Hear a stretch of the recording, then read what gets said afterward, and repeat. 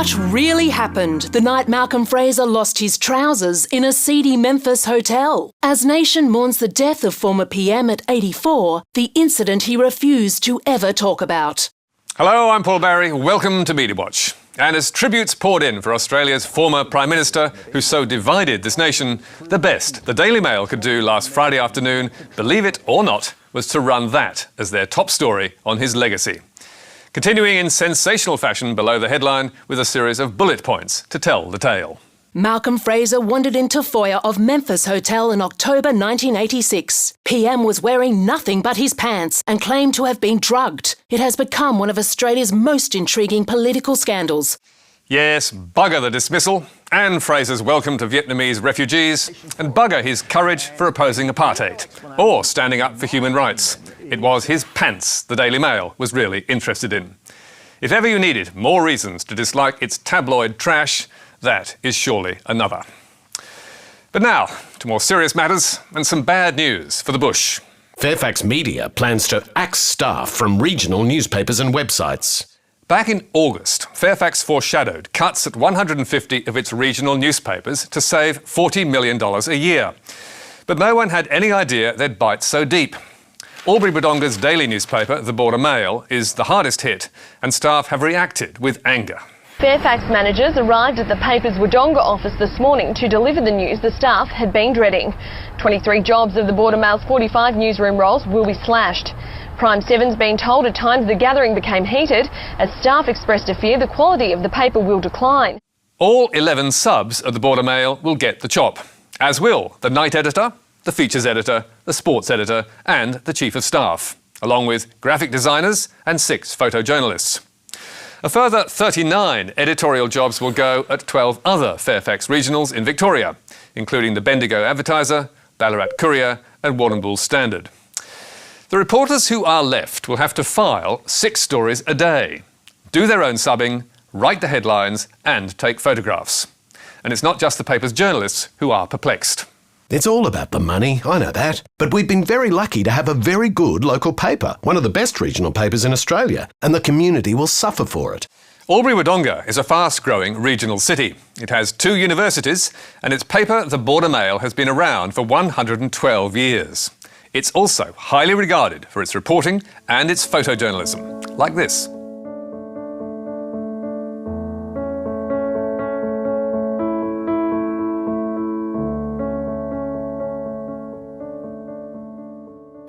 The Mail has run successful campaigns to make the Hume Highway 4 lanes and to get a regional cancer centre.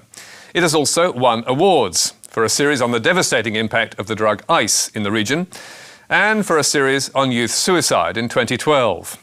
But with the newsroom set to be slashed in half, such triumphs will be hard to repeat. It simply won't be possible for the paper to do what it has done in the past with the newsroom cut in half. You need the passion and you need the resources. Without the resources, it simply won't happen. Meanwhile, according to an award-winning reporter who's still on the paper, Fairfax's new digital system, News Now, in which reporters enter their stories into pre-assigned slots, will also discourage such projects. How can you really sink your teeth into a story when the story position has already been predetermined? It's a cut-and-paste approach to content. There's absolutely no wriggle room to dig. They just want stories that will fill holes and bugger the real journalism. Also unhappy with Fairfax's razor gang are local community leaders, like the Mayor of Wodonga, Rodney Wangman, Indi MP, Cathy McGowan, Farrer MP, Susan Lee, and the Wodonga Chamber of Commerce, all of whom have attacked the cuts. And 2,700 people have signed an online petition drawn up by Border Mail reporter Brad Worrell, urging Fairfax's bosses to change their minds. If Fairfax goes ahead with these cuts, the ability to report vital local news stories to regional communities will be under threat. Who will tell these stories now? But Fairfax says it has to cut costs. Monday to Saturday circulation at the Border Mail has fallen by roughly a quarter since 2009, from more than 25,000 to well under 20,000 today. And Fairfax's regional papers are also in decline financially, with first-half profits down by 30% this year to $42 million. But the papers are still making money, and Riverina MP Michael McCormack, who's a former editor of Wagga's Daily Advertiser, reckons that the regional papers are being forced to take one for the team. I think what we're seeing is a result of the Fairfax big masthead, the Sydney Morning Herald, struggling, and country communities are copping the brunt of that. And by cutting swathes of journalists and taking great slices into their newsrooms, I do question whether that's going to help them in the long run. So do we. Cutting quality risks cutting sales of the paper even more. Or, as American billionaire investment guru Warren Buffett put it not so long ago, skimpy news coverage will almost certainly lead to skimpy readership. Buffett was explaining to his adoring shareholders why it was a good idea to sink $344 million into 28 struggling local papers in the US, and explaining why other newspaper owners, in his view, are getting it wrong. Even a valuable product can self-destruct from a faulty business strategy. Publishers have offered their paper free on the internet while charging meaningful sums for the physical specimen. How could this lead to anything other than a sharp and steady drop in sales of the printed product? The secret of success, according to Buffett, is to make readers pay for online content. Fairfax does not do that with its regional papers and has no plans to do so. But the company says it is not just cutting costs, it's also moving with the times, as it has to. We must make changes. Standing still is not an option for us or any other media company. New equipment, training and publishing technology will also help our journalists to be more mobile within their communities. We need no convincing of the important role our journalism plays. Well, we'll see. And while we're talking about the need for change, there are other media outfits who perhaps need to learn this lesson and try something different. Like our old friends at Channel 9's A Current Affair, for example. Now the growing number of families using salt therapy to help improve their quality of life. Think you may have seen that one before? Well, if you watch A Current Affair, you almost certainly have done, because this month's visit to the salt doctor was their 7th in just 5 years, with almost exactly the same storyline each time and several of the same characters.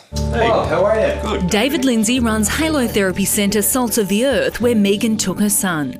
David Lindsay and his Salts of the Earth starred in this month's A Current Affair and 4 others before it, starting in September 2010, reappearing in March 2011, and again in August 2011, and again in May 2012. But he's not the only one to make multiple appearances with new or repeated interviews. Sports trainer Nick Michelezzi has run in twice to say it's done wonders for his asthma. So far so good, it's worked amazing. Pneumonia sufferer Bill Chick has also been in 2 shows to say It's helped me. and Cheryl Borchert has also done the double. Hey Cheryl, how are you today? Good, thanks. Excellent. How's the bronchitis? Oh, much better, thank you. And former Channel 9 TV doctor Karen Phelps, a past president of the AMA, has made no less than 4 appearances to say there's no conclusive evidence it works. Starting in 2010, reappearing in 2011, and again in 2012, and coming back again this month. There isn't the scientific evidence to back up either effectiveness or safety, and particularly in children. My advice would be to exercise caution, particularly with children and particularly with more severe respiratory conditions. So why is this such a good story that A Current Affair needs to tell it 7 times over? Well, we have no idea, and Channel 9 wasn't game to tell us. But one can only assume the punters love it so much they can't wait to see it again. And finally tonight, to what Australians like to call keeping the bastards honest, and a new law that will make it much harder for journalists to do that job.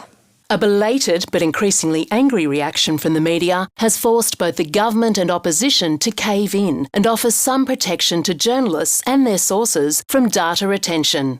3 weeks ago, we took a hard look at the Data Retention Bill, which requires telephone and internet companies to collect metadata on all their customers and keep it for 2 years, so police and security services can see what we've been up to. It's designed, of course, to catch terrorists, but it will also make it easier for police to track down whistleblowers, even when there is no threat to security and it's stuff the public has a right to know. And as the Australian Federal Police admitted last week, chasing whistleblowers has recently been keeping them very busy. Over the past 18 months, the AFP has received 13 referrals relating to the alleged unauthorised disclosure of Commonwealth information in breach of Section 70 of the Crimes Act. In most of these cases, the AFP claims it did not have to go after the reporter. In the overwhelming majority of these investigations, no need was identified to conduct a metadata telecommunications inquiry on a journalist. But is that really any comfort? Last week, the data retention bill got through the House of Reps, and it's better than was feared, but not by very much. They have made what we would argue is a pretty terrible piece of legislation much less worse. The good news is that police and agencies like ASIC and the ACCC will need a court order to access journalists' data, so they will have to convince a judge to give them a warrant. The bad news is it will almost certainly make no difference, because leaking government information is a crime and judges will likely be happy to help. According to legal expert Professor George Williams, if journalists write the kind of stories they've done in the past that can give rise to serious criminal sanctions, then it's hard to see how the authorities won't be granted a warrant. Another legal expert who has followed it closely, Dr. Matthew Rimmer at the ANU's College of Law, is even less convinced. I don't see how this regime protects journalists. In some ways, it could make surveillance of journalists the norm.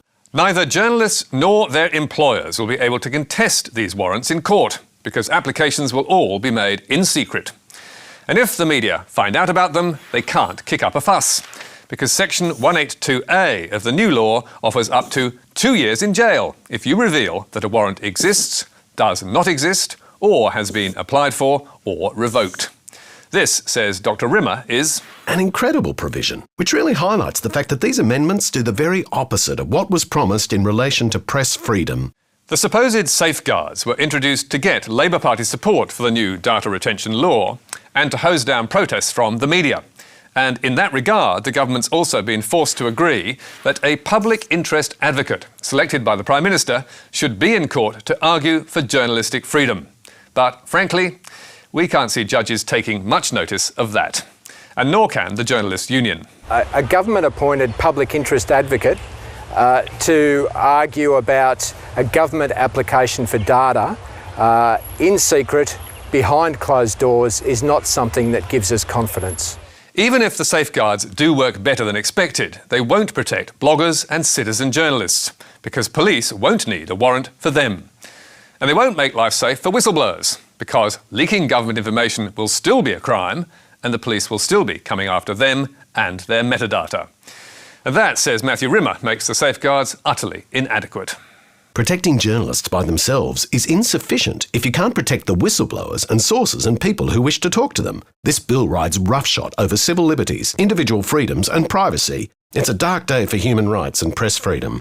And the government's former National Security Monitor, Brett Walker, is almost as gloomy, telling Media Watch, the very serious policy which isn't addressed by this law is whether, as a society, we want effective shield laws for journalists and comprehensive whistleblower legislation. They are really big issues which are really not addressed at all by this law or current laws.